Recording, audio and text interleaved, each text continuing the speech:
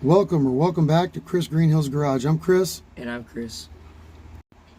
In this video, we finally finish up the project we started 10 long months ago.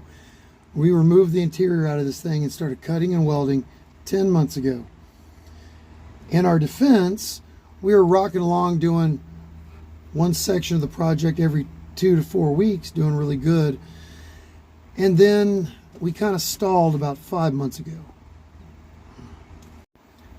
This video starts the first week of February 2025, and tomorrow is July 2025. So it took 5 full months just to do this section. Obviously, we weren't working on it the entire time straight through. We started, stopped, stalled out, had other projects, dozens and dozens and dozens of other projects, and we finally finished it today. Anyway, let's get to it. It's mid-February and it's cold again. Winter Volume 2 is here. Chris Jr. and I are not going to have a day off together to work on the car here for a couple of weeks. So I'm out here and I'm going to start digging into the trunk of his car without him to get the ball rolling. I'm going to get all this interior stuff out of here and see what we're dealing with down here in the floor of the trunk. The trunk is empty, very dirty. But I'm going to peel up all the old insulation and get a look at the actual metal and see how we're doing back here. Well, that was convenient. It's like 10 seconds later, this entire side over here came off in one piece. That is probably because it's all wet underneath, which is a very bad thing. It is probably wet underneath because we essentially have no trunk insulation whatsoever. It's about 30 seconds later, the other side just all disintegrated and came apart by hand also. So let's see what we got. The main floor pan is actually really good. Except here, and these appear to be very small surface spots. It's a little deeper than surface, but it's not bad. So the main floor panel is pretty good all the way around. Thank God. We're not going to have to cut out a tire well or anything insane. In fact, the tire well looks amazing. That's a victory. I have discovered more body damage, though, that I may have to do while the interior is out of the car instead of waiting for later. You've already seen that one up there near the front, but you haven't seen this one yet. Rear trunk. Yeah, that's a hole all the way to the outside. Oh, sorry. That's a hole all the way to the outside, and it's covered up by the trim. But you can see where the trim, it's basically been bondoed into place, just like the other hole up here. That's not good. Well, the reason that is black is because I saw this the other day, and I sprayed some rust reformer on it really quickly. I didn't put it on camera, though. Let's see down here. Not as bad as I thought it was going to be down there. This other side, I think I found my knocking and rattling. I thought it was the hatch rattling around, and I think it's, yeah, that's definitely my fuel filler neck. I've been hearing this driving around for the first time ever, and it looks like, yeah, all the bolts are missing. That's good. Oh, hey, they're in there. I can't believe it. Well, I tried to fix that. I put them back, but they are all three completely stripped out. I'm guessing that's why it vibrated loose. I'm gonna have to get some studs and fix that some other way. Been back in the trunk for all of 10 seconds, and I can already tell things are gonna go badly. Just like everywhere else. There's that seam sealer garbage, and you can already see the rust coming through it. Oh, this is going to be just like the front was. That's all the way to the shock tower. I need to strip the shock tower also. The other side appears to be exactly the same, just more nonsense that we're used to. The part that worries me is this: the seam along the back of the car, where the headlight bezel meets the trunk and the rear meets the floor pan. That's what really has me nervous, the stuff under the rear bumper. I'm really hoping when we start cutting out that seam sealer that we don't have to do as much customization there as we have everywhere else. But I'm sure we will. Yep, that's exactly what I figured. I hit this seam sealer with the chisel for just a moment, peeled it up, and it's just rot. More of the same. Good times. Pretty much have this shock tower completely exposed. Got all the garbage out of here for the most part. I accidentally punched through a small rust hole and made it bigger there. And then you can see the condition all along here. Everywhere there's seam sealer. More rust.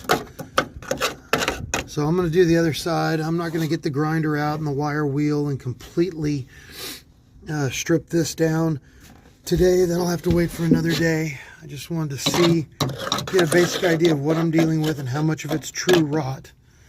And the answer is quite a bit of it. The good news is that outside the wheel well, this seam is pretty much rust-free, where these two panels come together. So this is looking real good down here. I'm hoping it's going to look just as good on the back of the trunk lid by the tail lights when I get to that. But for now, I've got to come back around here and see how horrible this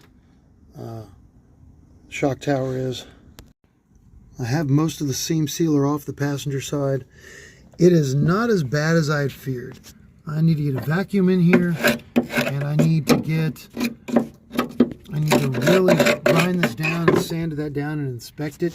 But actually, I think some of this, I think the majority of this can possibly be rust reformed and primed and painted. I didn't punch through any holes on the passenger side. It actually seems pretty strong and pretty sturdy. I cut a lot of the seam sealer away from where this fuel filler neck patch is, whatever this thing is that's welded on or seam sealed in here, and there doesn't seem to be any rust around this, so we got lucky there. I think that'll just be ground down, primed and painted. I'm not 100% finished with this back wall of the trunk area, but unfortunately not too far in. I've already discovered some rust holes and stuff. I've only gotten maybe a quarter of this finished, and unfortunately that's all I've got time for today. I've got to get going, so I'll have to come back out here another day to carry on doing this. Look who's finally joining us. I forgot they didn't have school today, some kind of holiday. Chris is going to get the wire wheel, and he's going to come through here and clean all this up and see how much metal we're actually dealing with and what's rotted out. Then he's going to come down here along the bottom of the trunk line and clean that up, get rid of all that seam sealer so we can see exactly what we're dealing with. I am going to crawl under the car and look how bad this looks, because we already know we have rust. It's just a matter of how much. So this is underneath the car.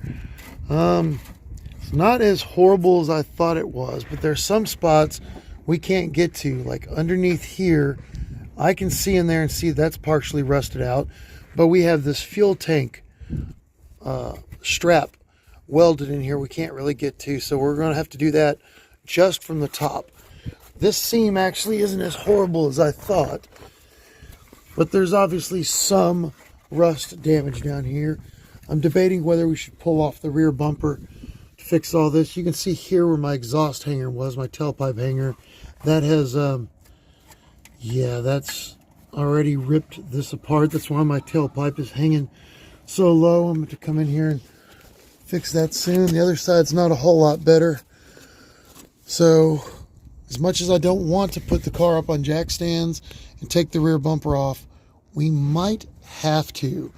I kind of had hoped That would wait for exterior restoration, but I'm not sure that's an option. Fixed forever. Yep, we're good. We now have the car up in the air on blocks because we have a new clacking sound in the suspension somewhere. I think I found it. Boy, rock the car back and forth. Yeah, I think that upper control arm bushing is completely blown.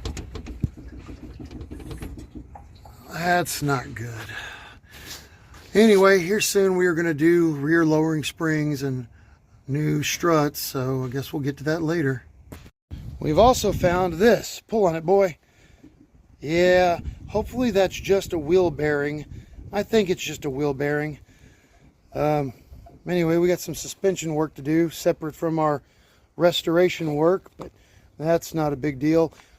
We had a front end knock and we were checking everything. I was crawling under the car and pushing on the car and pulling on things, and we narrowed it down to this side, and I think we've discovered that the wheel bearing's gone. Oh well. Completely unrelated to this project, but I found most of our rear end noise. Yes, that bushing up top is blown. However, this muffler is a big part of what's hitting. I didn't realize I hung that muffler so high. It's actually almost hitting our fuel line and our brake line. But the suspension noise, which is 90% gone now, was this sway bar had rattled itself almost completely loose. Those bolts had backed almost all the way out. I could grab the sway bar and it was rattling the car back and forth. So that's a big part of our issue and probably what blew out that upper control arm. Anyway, moving on. Look at this, man. Wow. Chris has got the entire rear seam of the trunk exposed. That looks good. You've done a great job, Chris. Thank you, old man. Ugh, terrible, son. In our quest to fix things that are making noise and rattling, we took the tailpipe off, lowered this muffler down, reattached the tailpipe because the muffler was leaning up against the body of the car, rattling and knocking. We realized that when we started shaking the car. And when we did that, it actually put this tailpipe at the correct angle, which I've been wanting to fix for a while. This was actually like aimed down further than that one. So anyway, little side quest that we have fixed now. Changing the angle actually seems to have fixed one of our exhaust leaks. It actually sounds better. There's less ticking and popping under the car. Well, that's nice. We actually get more volume out of the tailpipes now. All right, to clean up the trunk and the entire interior, we finally got around to pulling out the old electric fuel pump relay and wiring and switch and everything to clean things up. This was just getting in our way and annoying us. We are manual fuel pump for life now. So Chris Jr. has exposed the rest of everything. The rear seal here below the taillights actually looks really good. We've got a small little area here that's starting to rust. We are going to have to do a little bit of cutting, welding a patch panel there. We've got a couple of little bitty tiny pinholes, which I'll have to check that from underneath to see how much work needs to be done. This back wall here where there's been a bunch of holes punched for fuel pump mounting and stuff, there's no rust there, so we're just going to put some little patch panels over it and close those off. Chris has also fully exposed this over here. Tiny little bit of surface rust back here in this corner. No rot. So we've got no cutting and welding to do over here by this gas filler neck. That's great news. The back of this is in good shape. So this is a lot less work than we were afraid we were going to have to do. Let's go look at this stuff under here, underneath the car. So underneath the car, like I said, this is pretty good. This is actually just wiping off. That's not actual rust. That's just dirt and debris. That's good and clean.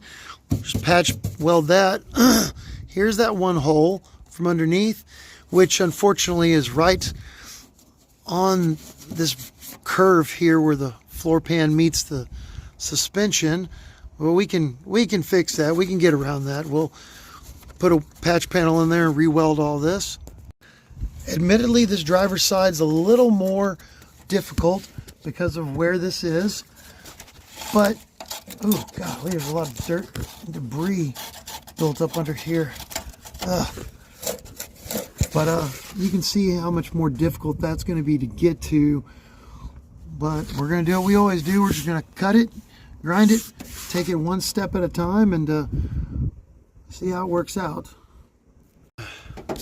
Unfortunately, we are not going to get so lucky up here. You can see we discovered there's quite a bit of rot in here, just like the other side of the shock tower. We are going to have to do a lot of grinding, a lot of cutting. This, I was just scraping and punched right through here. So that's going to be a problem. Let's go see if we can see that inside the tire well. Yes, we can. Here's our buddy, the chisel.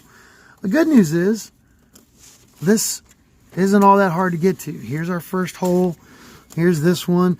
So when we do the rear suspension, we can come up here and grind this, uncover all this, and we're pretty much professionals at this stuff at this point, so we'll get this done here pretty quick. Unfortunately, this is going to be put on hold for a little while. The body work, all the suspension work, you're not going to see this for a little while. This will turn to more of a part-time project than it already is. While the car is up on blocks and everything, I'm going to go ahead and order suspension parts to fix all this knocking and all this rattling. We got to get wheel bearings, struts, rear coil springs so we can get rid of our four-wheel drive stance in the rear. And we're just going to kind of have to put this on hold a little while because we want to get the suspension fixed so we can drive it when we need it. Then after that's done, we'll come back, lower the gas tank, start cutting and welding all this stuff up here. We're back. It's only been 4 months. Where'd your hair go? In the trash can. Oh, God, what? Oh, it's horrible. Where did this come from? Oh, it's terrible. Anyway, the last time you saw us working on the trunk, it was about 25 degrees. Now it's 100 degrees. Good times. But anyway, it's midsummer, and we're finally getting back to working on the trunk of Junior's car. Yeah, life hit kind of hard. We had a lot of things go wrong, mostly this car. But life got busy, and we're just now getting back to this. Who would have thought that grinding down bare metal would have resulted in rust in 4 months? But the floorboard of the trunk looks really good still. Junior's going to get the wire wheel and start tearing this up, and we're going to get back to seeing what we need to grind and cut here.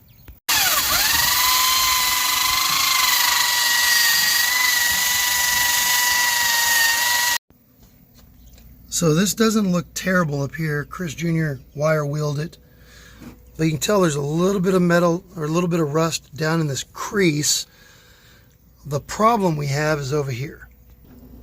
This is the inside of the wheel well where that hole is, and it looks like there's rust down in between the panels, and that is concerning. We may have to pull this wheel off and do some grinding and cutting under here just to make sure we get all the cancer out. Here's the inside of the trunk well where we had holes.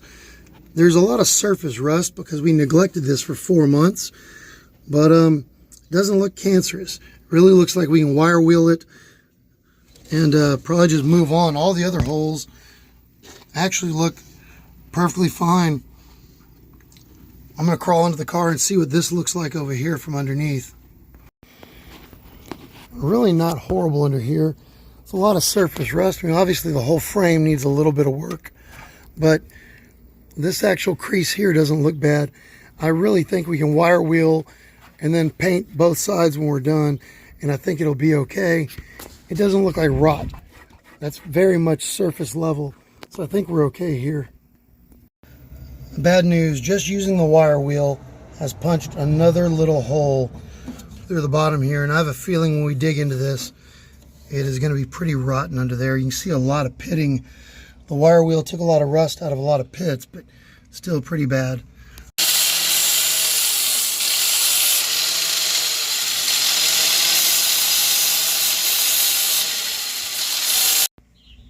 using the big grinder to see how deep some of this pitting goes. Some of it goes a little bit deeper than we initially thought. I'm glad we didn't just spray some rust reformer on it and try to paint it and move on. Unfortunately, right here in this little spot, we just went to hit a couple of pitted spots, and we found that some of the floorboard was rusted all the way through once you got down there. The problem is that the unibody frame rail or whatever that comes through here, ties into everything, had some rust, and there is still some rust on that frame rail in between the floor pan. We've cut out most of the rot. We've cut out the truly bad spots. Of course, to truly fix everything perfectly, we'd have to take the car, put it up on a spit, disassemble it like it was from the factory, because everywhere there's seam sealer, there's rust. We're not doing that. We're cutting out the spots that need cut out to make the car last longer.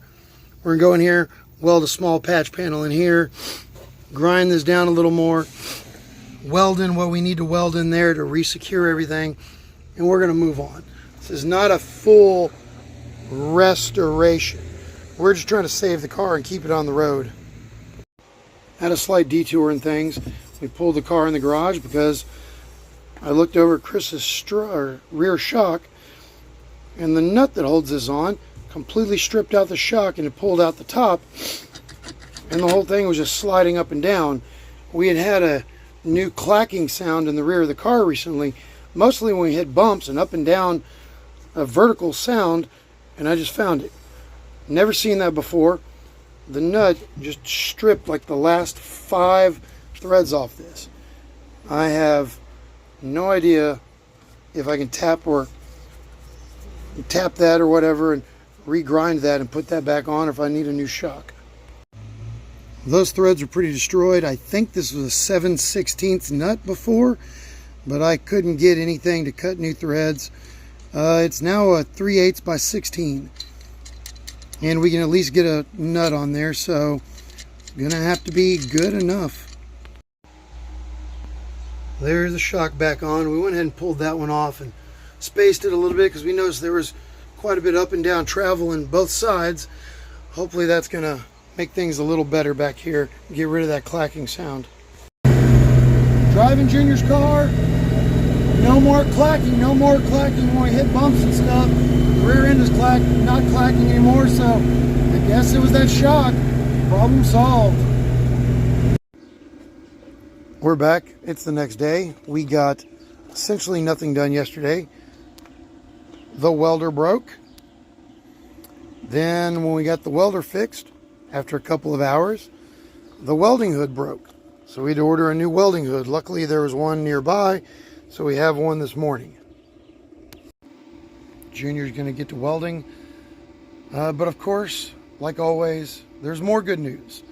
The wheel bearing in the back of the car is burned out. So the good news is the car is going to sit for a little bit till we can get all that fixed. So we've got plenty of time to weld and grind and not worry about it. Oh yeah, and because it's my day off, there's a thunderstorm blowing in. We're going to get rained out here in a few minutes. Just how it works with us. Some bad news is I was going to try to just put a couple of beads in this seam over here, and it really looks like we're going to have to take this whole thing apart and really cut out a lot of rot everywhere along here. There's nothing. You just touch it with a welder and it just blows a hole through everything. Of course, the metal isn't really touching here. That's all seam sealer. So we may have to cut all this out like my original plan and build custom patch panels to put it all back together. The one thing we can do pretty quickly and efficiently without a lot of extra work is just to patch up these holes in the back wall of the car. Junior's going to do that right now.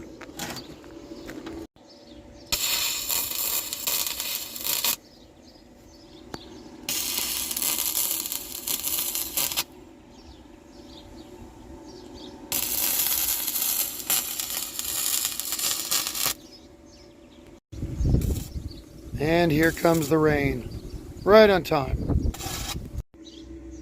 There we go. Chris Jr. has finished welding up the back wall of the car. There's no more daylight coming through anywhere. Even managed to weld up some of those really thin spots that were giving him trouble. But the back of the car is officially done being welded, or at least the back wall is. Throwing on some spray paint to keep all the bare metal and welds from rusting. We got some of these little holes filled in. Junior is currently cutting patch panel to put over this right here. We're going to weld it in, and then we're going to move on. Patch panel cut.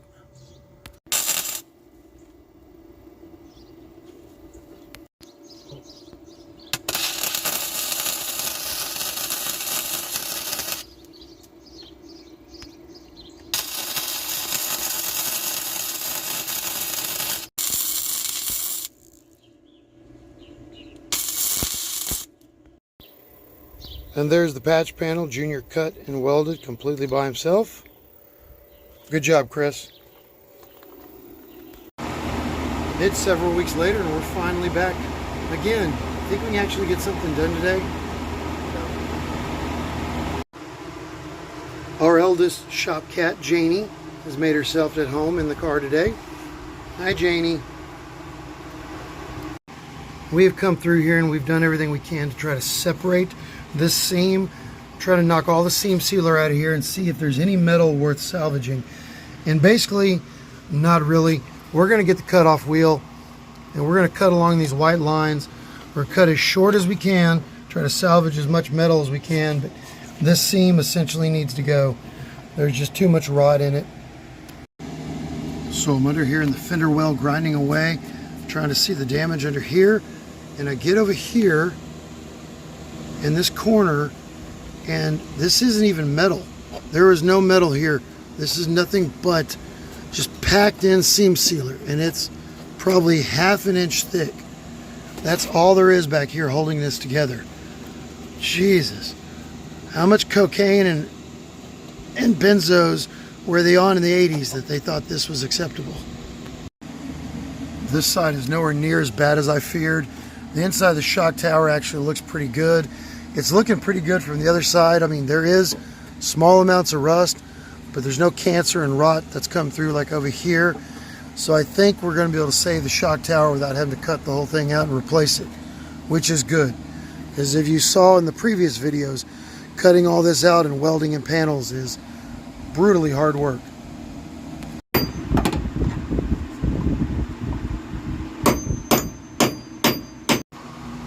This side, which I thought started off looking better, is actually looking worse right now.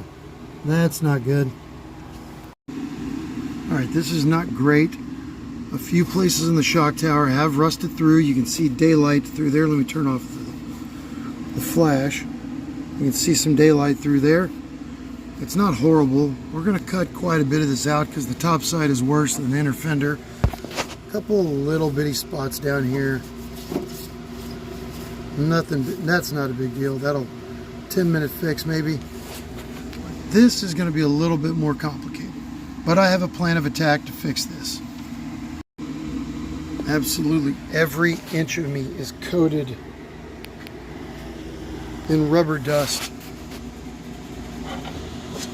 from grinding all this stuff out here. It's an insane amount of rubber and seam sealer. Things are a little worse than initially thought. As you can see, quite a bit of this rusted all the way through. What I'm thinking about doing is from the inside of the car, thinking about cutting out this entire piece here and then putting a square patch in here and welding the actual shock brace onto this.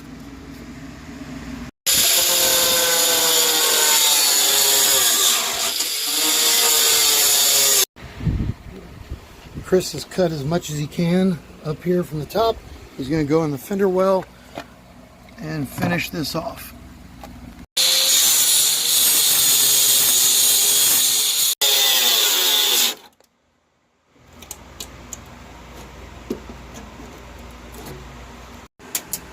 This section of the passenger side is cut out.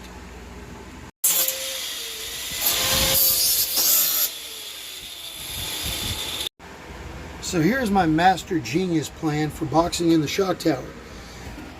I'm going to shove a piece of relatively heavy gauge metal in between all this we cut out, hammer it in place, and I'm going to weld all this together.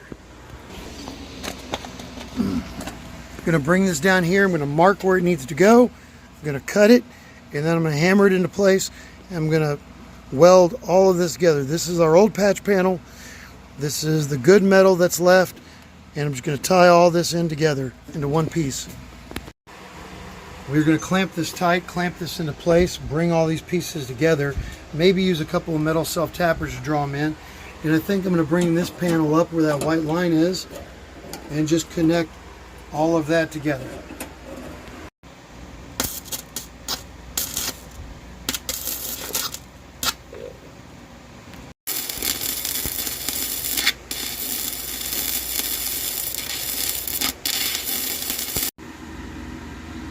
First little attachment weld is done.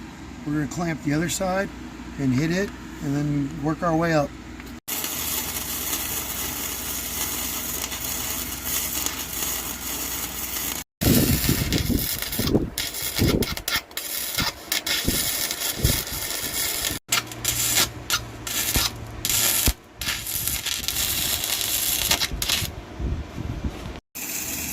Here's the inside of the patch panel from in the fender. That's just the shock tower patch panel. Chris is putting the finishing touches on the interior of the patch panel. Here's the inside of that patch panel all brought together. The big piece of metal is tying in the old fender well into the old shock tower with new metal. Well done, Christopher, good job. On to the next phase of my Master Genius plan. This is what I'm going to do for the floorboard. I'm going to make a patch panel about the shape of the tire well. Here's what it looks like in the tire well. We're going to weld this all down, cut this into place. Then we'll bring a new patch panel down along here, and we'll trim this back a little. There's the floor patch panel cut and in place with a magnet.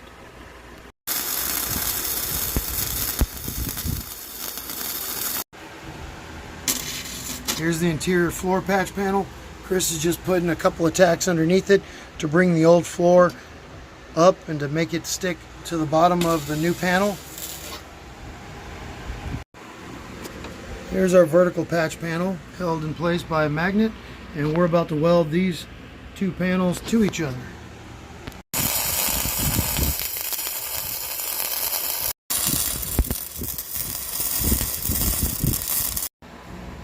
There's the top side of the patch panel all tied together, and now we're going to go underneath the car, and Junior's going to weld it up from the bottom, and we're going to be done for a while.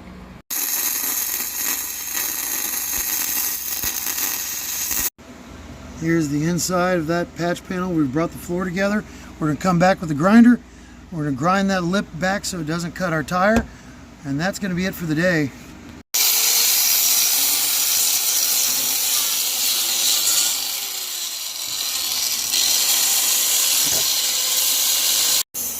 We got that all ground down over there. We put the tire on, checked it for clearance, it clears. We're going to put some paint on this fresh metal, and we're going to be done for the day. Once that dries and loses its gloss, it'll blend in a lot better and barely be able to tell it's there. Never mind that old patch panel, you can barely tell it's there, right? Right. We're finished for the day, just in time. We're going to take the car to a cruise-in tonight. Then we'll come back tomorrow, do the same thing to the other side. All of these beautiful cars at the cruise-in. And then there is this.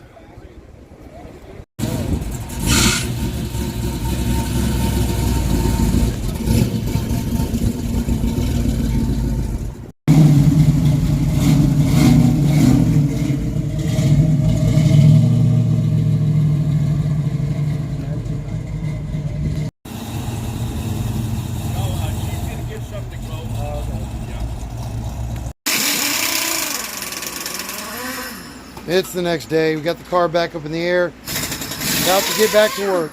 We went and got new sheet metal.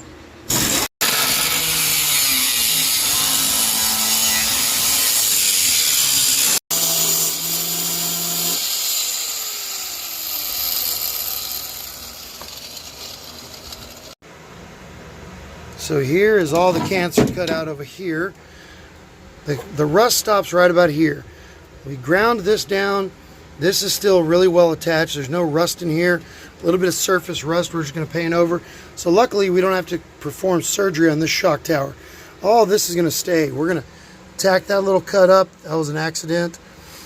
And we're going to reattach these two. I knocked some seam sealer out of there. There's no real rust in there.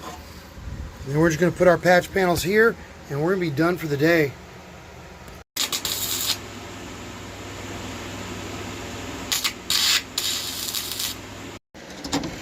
Junior welded those two pieces back together. It's the only thing around the shock tower really needs welded.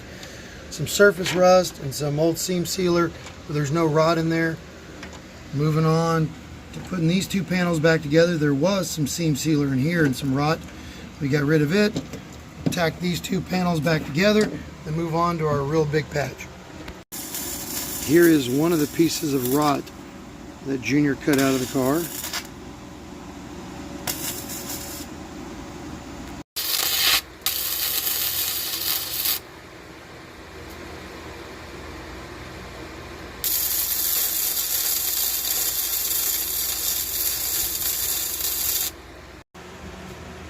Here's the finished product up top. Junior's down in the wheel well. He's going to weld the other side of it, pin it all together, tie it all together from underneath. Then we'll grind that extra lip that's in the fender well, paint it, and be done.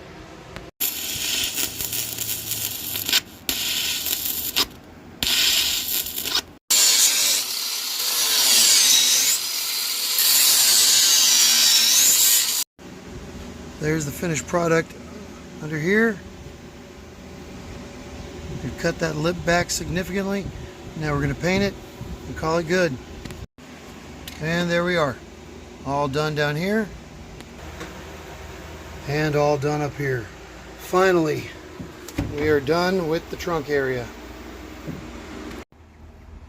Thank you for watching. We really appreciate it.